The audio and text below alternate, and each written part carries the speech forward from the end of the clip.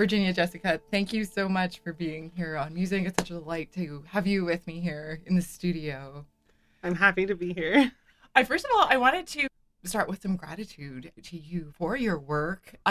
Over the past number of months, I've been diving into your album, Prairie, Dusk. And it has just become just a beautiful solace and balm for my soul. And I just wanted to personally say thank you because we always just see each other really quickly in passing. And I just wanted to offer a really heartfelt thank you for that gift that you've created and launched into the world. So from me to you, just thank you so much for that. And it's so deserving of the recognition and awards that it's been bringing in over the past year or so. Why don't we dive in? Tell me about Prairie Dusk and your journey of creating this album and the past couple months. Yeah, thank you for your words. Those mean a lot. Prairie Dusk was not what it was meant to be. It was supposed to be a small album of short treats, classical small bits, like the Cree 5 pieces for flute, violin, and piano and stuff like that. Easy things to record, something I could just get out there quickly. But of course, I'm glad it didn't happen that way. And so I ended up being able to bring together at the last minute an amazing producer, Kenna Burma, and then able to bring Connor Chi from the States into Calgary to work on it. He's a Navajo pianist and educator. He's just amazing. And then also working with Holly Bhattacharya, a violist who was from Revelstoke when I first met her, but then she moved back to Okotoks this year. And then also Jonathan Adams, bringing them in to sing on the album as well. I was writing stuff the day before we were rehearsing. The day of rehearsal, when we were in the recording studio, I was fixing things. So I didn't have the time to write what I would have wanted to write, but I'm very glad that what was created was meant to be performed. For Negawi, like that one, I wrote the lyrics driving from Cochrane down to the Calgary Opera because that's where we were rehearsing. And it was the day that Jonathan was flying in, and I'm trying to get all this done. And then the next day filling out the melody, and Jonathan got it for like maybe 30 minutes and then started rehearsing it. And I think that turned out to be one of the stronger pieces. Again, repurposing some commissions from before. So Mountain Prairie was written to be a part of a replacement compendium for, I can't remember, it's 20 or 25 Italian arias, a racing has to Yes. So this standard book. Yeah, so this lady in the States was commissioning work from BIPOC artists to have an alternative to that. And Mountain Prairie was part of that, but then I rewrote it for Jonathan's voice, which is so strong in that earlier style. And so I was able to put a lot more flourishes for a voice that has a lot of experience. Mm-hmm. And so that one was rewritten specifically for Jonathan, and then throwing in some Halifax commission, stuff like that. And it just turned out to have this really beautiful story that all came together about the prairies, about my own journey, about stories that my late grandmother told me, things like that. And I think that humanity really comes through.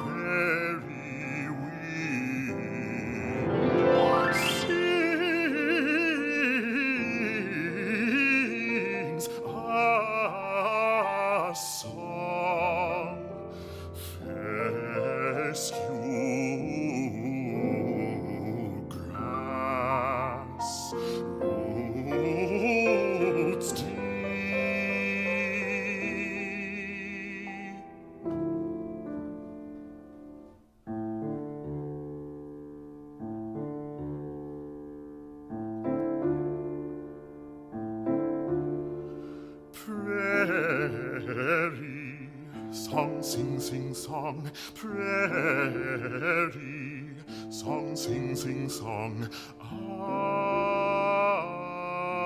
Across the plains, prairie.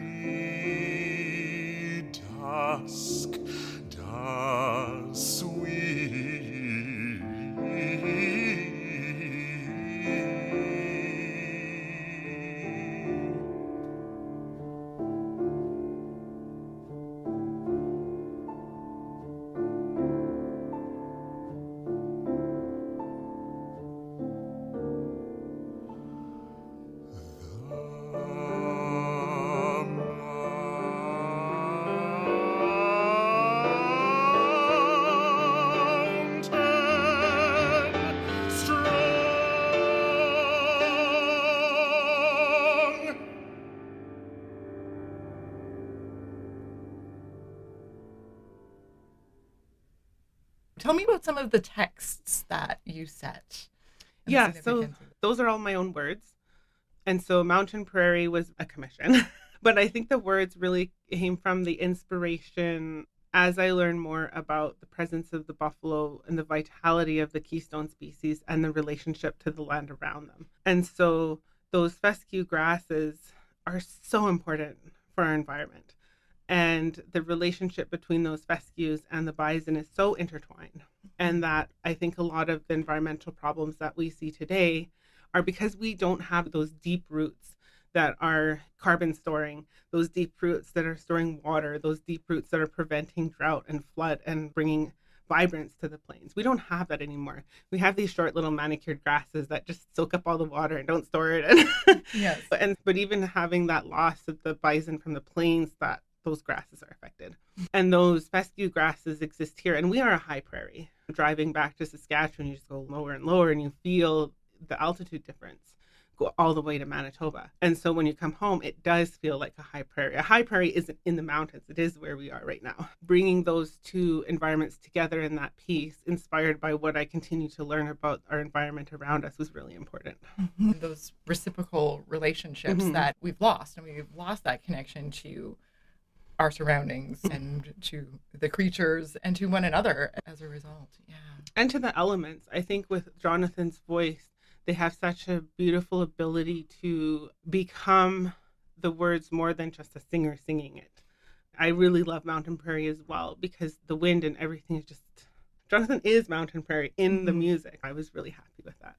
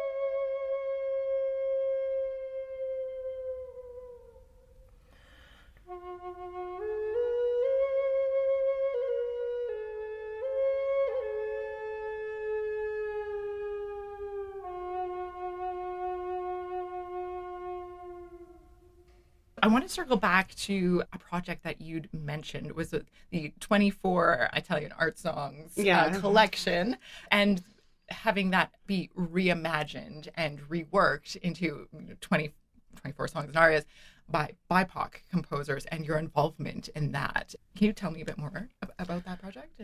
Yeah, sure. I was reached out to by Denise Riviera, and so she was looking specifically for certain types of composers.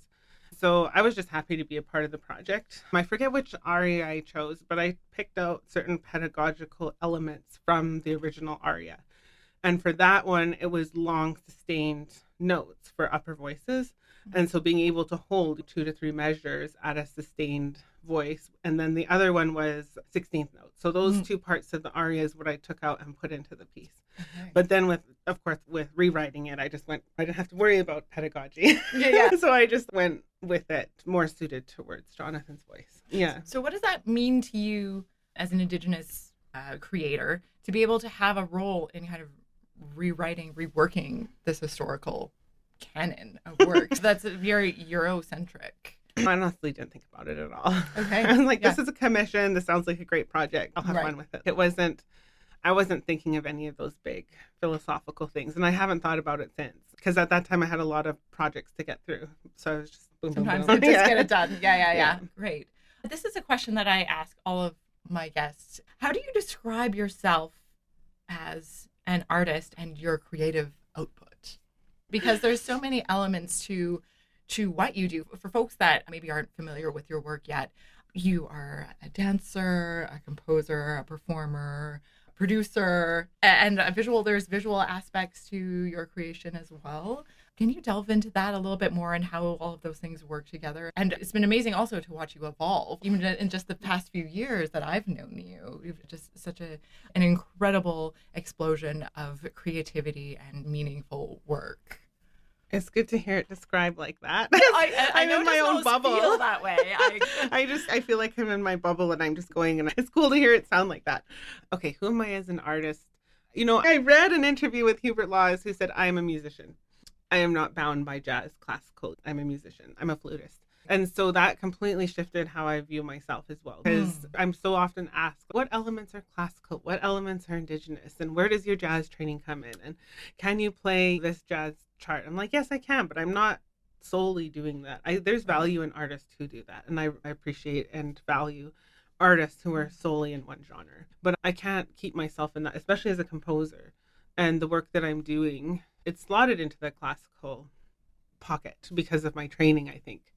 And then, of course, I did play a lot of like Shostakovich, all the Chaminade Concerto, like all these normal things. But as a music creator and with my new project, I don't want to limit myself to being in that classical mindset because it is very limiting. I don't want to be limited to a jazz mindset because it's very limiting. And I'm sure there's jazz players that will argue with me on that. But then you're in this space, right? And there's an expectation of what you should sound like. And I don't want those expectations. I could probably shift easily into an instrumental category. I'm doing air quotes right now. Or a new age category in the air quotes. But I find that if I go into this process thinking like that, I may be limiting myself from what I actually want to create. And so I have pieces that aren't recorded because they don't fit into that classical thing, but I perform them. Right. And people are jumping along and clapping their hands, but it doesn't fit into the classical album, right? And so this new project, I'm taking a lot of time with it. Those pieces will be in there. There has to be a way to make everything fit with thinking of categories. We need categories for awards. So who knows where I'll land? Who knows where I'll land with this one?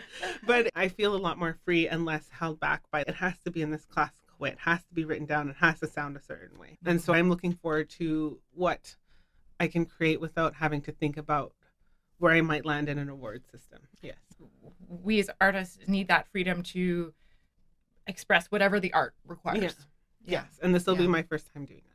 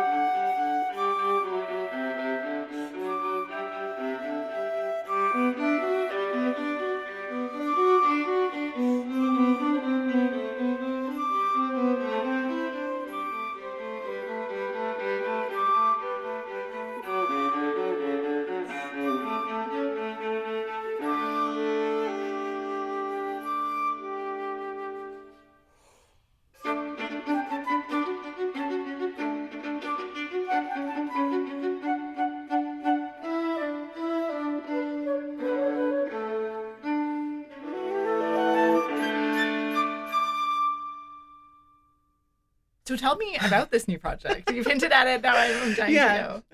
So I've been working on this for maybe about 3 years. Okay. And so, I've had a lot of support from my husband on do your own music. And so Prairie Dusk came around from that and from my producer always being like, do your own music. So this one, I play a lot with loop pedals and electronic flute. And there was no space for that in Prairie Dusk. And so I want to look at more of those songs that I perform in my live solo show, bringing those in, maybe reworking them, maybe making them different or adding elements, really spending time with that. Yeah. And so figuring out what I need for that too is, do I need a piano player? 'Cause I don't want to loop everything myself. Maybe I do need somebody who can play it thorough, right? Instead of having me play it and then loop it. Like looking at how things can be changed so that the sound that I really want is there, and what parts should be looped, what parts should I have with pedals, with the flute and things like that. And what parts do I need a backing track, or what parts can I put together behind so that it encompasses the sound more. Mm-hmm. And then maybe it is written out on a score. And there's lyrics. I've written a few lyrics, and I know one song is not for me, so I'm going to maybe try to sell it to somebody or something. Right. But the other ones are really meaningful. And so being able to get myself out of a mindset of singer-songwriter, air quotes, I'm not that, and I don't want to be that. So how can I bring these lyrics into this space, but not try to think of myself as somebody there who's a singer-songwriter? Right. So how can I shift that, but still live in this world that I live in? And also singing is scary, so I take voice lessons. We'll see, I'm working on training my voice and seeing how that works. And maybe I need to get a singer, but I'd rather do it myself. It's exciting. It's going to take a few years. My first 2 albums were so rushed and so jam-packed, and I got a grant and I had to get it done. Right. I had to get it done because of the grant, all these things. But now I'm lucky that I'm in a place where I can work on it slowly. Right. And then once things are more put together, then I'll apply for the grant. Mm-hmm. And I know things that should be in there now. Like I should be applying for marketing money. I didn't know I could do that. So like getting a marketing company to help get it out there. Yeah. Because I'm an independent. I don't have a label. I don't have an agent. So also learning that other side of things to do it properly so that it gets that forward push. Yes. So it's a whole new world. The things we learn as we go through the music biz. Yeah. And also, it's such a challenge because allowing ourselves that time and space to evolve and grow as artists, to be truly authentic within these containers of categories and in order to earn the awards and the recognition that you need to get the airplay, to get all the things while still remaining true to your artistic voice and what is needed artistically. It's a constant balancing act. And I will say for myself that music is a lifelong apprenticeship. Yeah, it never ends. Yeah, it never ends. And you're never there. You never get there, air quotes, whatever there is. There's always something else. Yeah. But that's really inspiring to hear this evolution. And I always say good things take time to cook. Yeah. And the best things are still ahead for you. And now I can spend the time cooking and not putting it in one of those Instapots. Yeah, pressure cooking, literally. Yeah, that's amazing. I wanted to touch on one other project that I was really excited to see that you are a part of, Weaving Sounds, which is this piano book for students that is a compilation of works of Indigenous composers from across Turtle Island, if I understood correctly. And you are one of those. And it's a beautiful book and a wonderful opportunity. Tell me more about that project and how that came about. Yeah, so from what I know, Connor Chi and Renata Yazzie are 2 Navajo pianists and educators and composers in the States. And there's a huge need for it. Like you can open up any celebrations book and open it up and you'll end up on like humdrum or war dance. All these things that are written by Dreamcatcher was one written by non-Indigenous composers that are inspired-ish, appropriative of cultures. And so to be able to have this is huge. I grew up with like Land of the Silver Birch, and I asked to play Kokopelli so many times, and I still have an issue with Catherine Hoover. Those are the representations in music that we have. And so to start from the beginning when you're first learning and you get to open up this beautiful book with this beautiful cover and you get to see our faces and you get to hear the story and you learn about where we're from, and then you play pieces that aren't war drum inspiration music.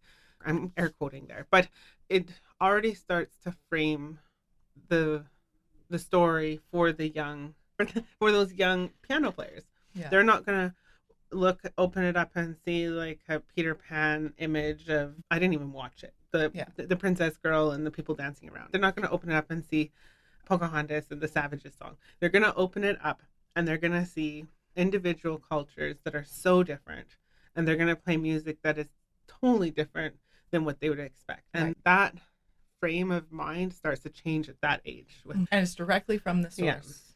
Yeah. So I think it's pretty cool. Like, I was really happy to be a part of it. I had some problems or struggles with pedagogy writing. It's not my strength.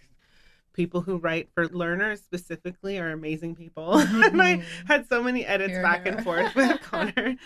And I'm glad how the piece I originally wrote was way too high level, but I didn't know. Like, I think I can't play piano at all, so I chunked it out and it sounded fine. And it was too hard. I think I'm glad to be part of that project. And it's interesting to see how people are reacting to it. And I really hope every piano teacher goes out and gets a copy, because it's really important to have that in your library. Absolutely. Absolutely. And I assume you started your training really young. And what would it have meant to you to see and hear music written by Indigenous composers as you were growing up, rather than this like appropriated or interpreted versions of what Indigenous music was? What do you think that would have done for you, and what do you hope that will do for Indigenous students now? I think as a flute player, it would have been really important. I would have had more connection to the music. Not that I didn't have connection to Bach and everything else, which I still do, but it would have been different. I think in university, it was way more important because I was seeking out those pieces in that level of learning, and there was nothing. Things were hard. So in my final year, like my first years, there was nothing. And then when I came back to school, I did a research project to build a recital, which I never got to do. But one of the pieces was by Jared Tate, and his music is incredible and incredibly difficult. This concerto is like 40 minutes long, and it's got so much extended techniques, and it's difficult. Everybody should listen to his music. It's brilliant. But that was one of the pieces. And then I had to go, I couldn't find anything else. What I found was more the Trail of Tears concerto, which is suspiciously written after Jared Tate's. So there's that one, which I did learn.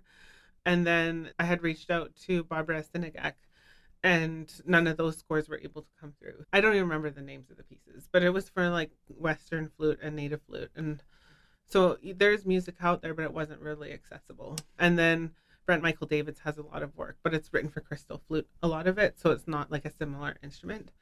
So there wasn't too much. And that's what started off my other projects. It was like, okay, now I'm going to commission it. I'm graduated. I went to the Banff Center. I was getting some more momentum behind my career. And so in 2020, I started commissioning with Beverly McIver. So she wrote a piece for me, Metamorphosis, which is on my first album. And then we commissioned a piece from Sunny Ray Dayrider, which was the Blood Night Song #1, the Frog Chorus, for alto flute.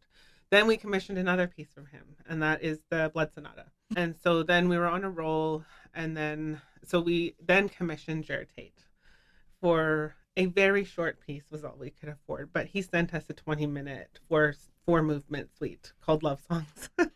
And so we're working on that. We're rehearsing that right now, and we're hoping to have a premiere performance. How exciting. It is very exciting. It's very difficult music, but it's so pretty. And the premise of our commission project was that, yes, we want to create more repertoire for the flute by Indigenous composers.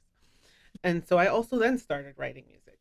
I was supported by Calgary Arts Development to write Stories of My People, which was the suite for flute, alto flute, and piano. And so now there's more music coming out. And I'm looking forward to continuing that commissioning project. We're planning on commissioning Chris Dirksen and Ian Kusan for new pieces. And so to build up the flute repertoire that doesn't exist in it, because they'll write for everybody else but flute, which I get because it's stereotyped so much. You know, people will want that flute sound, the like Indigenous flute sound. Which is so stereotypical. But being able to contribute to this growing body of work is really important.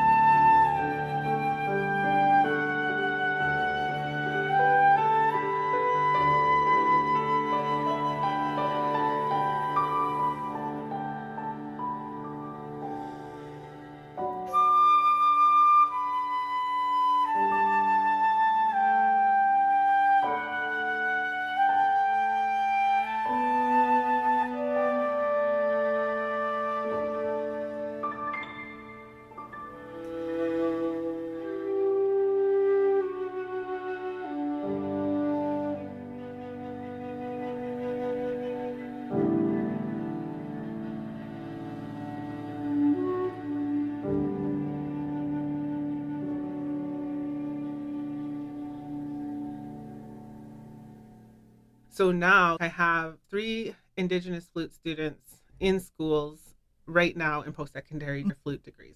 And they're all superstars from what I Yeah, heard. they're all Mad, superstars. mad skills. And so being able to send them my pieces to play is just, That's you know, I huge. did a master class with one of them and I'm currently writing a piece for them. And being able to give that support, I don't know, I'm getting emotional. Giving that support to these youth that I never had through school is huge. Like it's just so exciting.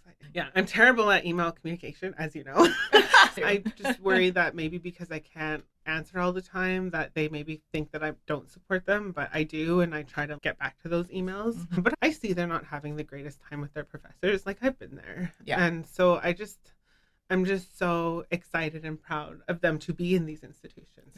Absolutely. To be in Ottawa, to be in Winnipeg, to be in Vancouver, in these institutions, being who they are and still trying to get to play their own music in their recitals. Yes. Is really That's important. Tremendous. Doing a degree and existing and surviving in those institutions is challenging for anyone. There might be 4. 4. Okay. I think there's 4 actually. Oh, wonderful.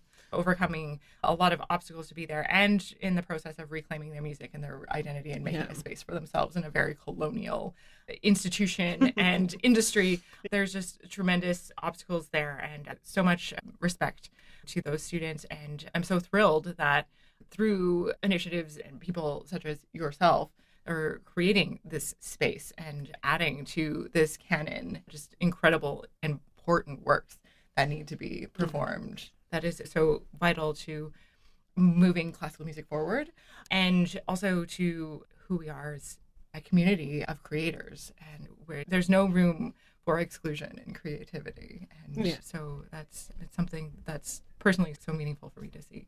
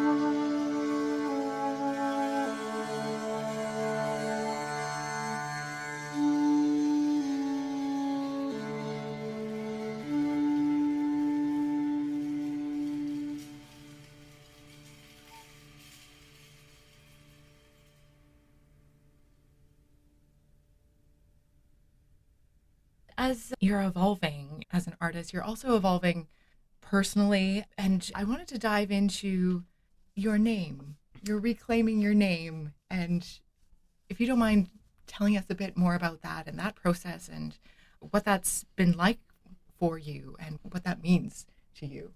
Yeah, I'm a 60s scoop survivor. And so I was forcibly removed from my family and placed with a non-Indigenous family. And so my complete name changed. So I was born and I existed for 2 years as Virginia Sparvier. And then in 1989, my parents changed my name to Jessica McMann, Jessica Lynn McMann. When I was in grade 4, I completely changed my name. I found out it was Virginia, and I went as Virginia for a whole year in school. You were in grade 4, you just rebranded yourself. Yeah, just like, this is my name. And I think everybody's really concerned about me at that time. But now I think over the last few years, I've really wanted to step away. And I understand the situation more. I've met my family. I have a connection with my home community. My late auntie actually asked me to change my name to a Sagan because she didn't like the Sparvier name. But I don't feel like I have the rights to that name. And so she's gone now, and I don't think it would be appropriate. And so the Alberta government changes adoptees, residential school survivors' names for free. I don't know how long that will last. I want to get that in and bring Virginia Sparvier back because there's just a lot of stuff going on, and I really want to move away from the McMahon. I'm Jessica. It's going to be my middle name. But I need to move away from that, looking at the experience of my life growing up and things like that. Yeah. So that is another aspect of this evolution and growing into who you truly are as a person and an artist. And that's just a beautiful thing. I think sometimes when we go about making these changes in our lives, it's uncomfortable for those around us. It's uncomfortable for us. It's inconvenient for other people. So we shy away from that. But it's so important. It's so important to really claim and reclaim. So that's beautiful.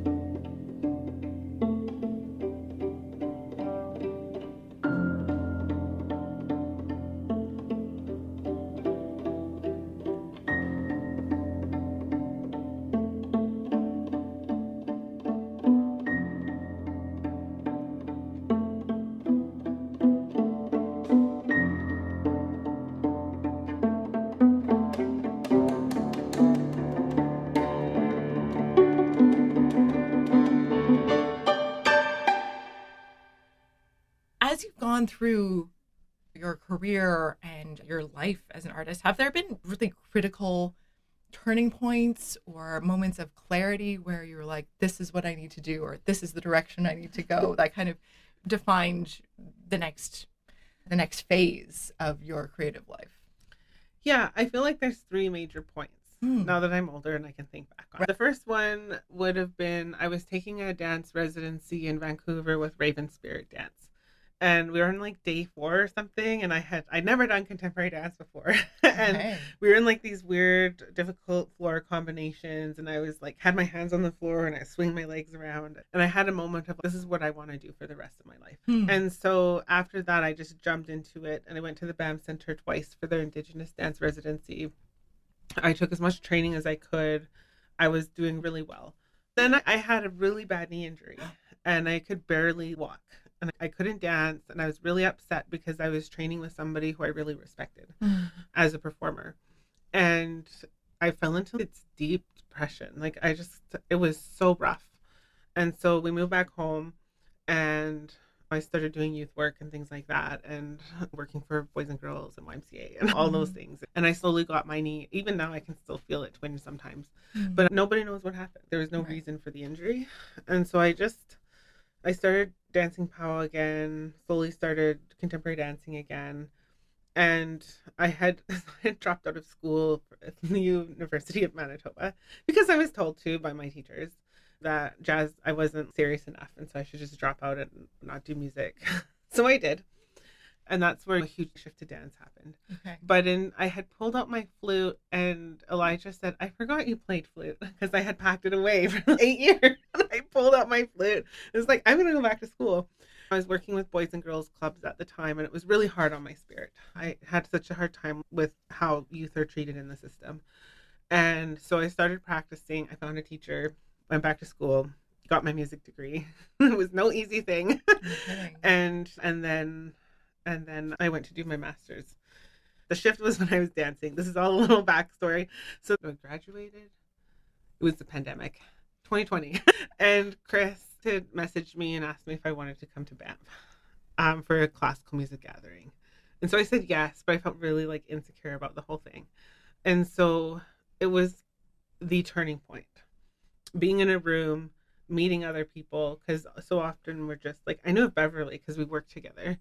We met each other at a 60 Scoop art thing we were both doing, and we became friends then.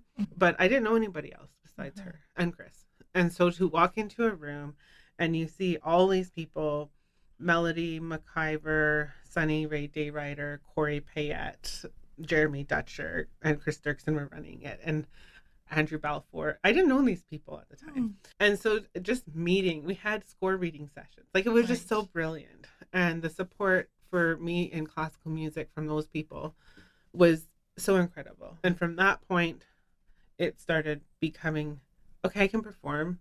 Okay, I can write music. Or Chris saying, it's time for you to start composing, like, right? Getting those opportunities and then being able to work on incredible projects like the Apocrypha Chronicles with Renaissance Opera. All these things just started building and building. And then going back the second year and then meeting Jonathan and these other new incoming people, and then coming back again for the third time. And then I'm not going back again. But what Chris built with that program is so incredibly important. And we're starting to connect and see each other. Right. And give you that opportunity to create in community. Yeah. And, and to have people to talk about things with. So if I come up on a weird contract, or if I don't know how to write the tuba part, there's a lot of support that we give each other in this. Through these connections that Chris has facilitated. Chris should get an award for the work. Yeah. Maybe I should nominate him. Shout out to Chris. Chris Dirksen. Yes, Chris Dirksen. When I felt Chris was the first person I met that played a classical instrument in 2008 in Winnipeg. And then I met Rhonda Head, who was the opera singer. So slowly building and meeting each other, thanks to the internet getting better too, right? Like, it wasn't a thing back then. But that was the other shift. And then my last shift, I think, is seeing that dance and music don't have to be separate. Right. I can fully be a performer working on my newer work. I can fully be in the music world as who I am, and plus my day job on the side. But that was a conversation I had with a knowledge keeper this week. And everything that I learned blew my whole brain open. Yeah. And I'm just like, I'm ready to go now. Yeah. Like, to creation, not like ready to go. I realized how that sounded. Yes, I'm ready to go into this creation mode. Yes. For all these things. They're not siloed, but they're not together. They are. Yeah. And I remember, because it was during that COVID-y time, but I remember watching the final presentation of the Indigenous Classical Music Gathering that was live streamed from Banff and being like, wow, this is something profound. This is something incredible. This is going to be a game changer for our industry. This is something that's so important that everybody needs to see and hear and experience. And I love that Indigenous artists are claiming the stage, and it's incredible music that is truly human and that is the expression of the best of humanity. So incredibly moving, and does the things that I believe music can do. Just that connection and healing. And I look at the Junos. The first win of the night went to Alyssa P. Naughty alternative album. Then it was Snotty Nose Res Kids with best rap album. And then it was Diantha with best classical composition. Like, it is not that the Junos are necessarily representative of a whole bunch of things, but still to see that happen and to normalize it. And it's not like it's starting to happen. It's such an encouragement. Such an encouragement to me as someone that's been working in the BIPOC space. And I can't imagine how meaningful that must be. I was over the moon. I mean, I'm a huge fan of Alyssa P. Yeah, me too. So I was just like so excited to see that first name come up, and just it was a good start to a good evening.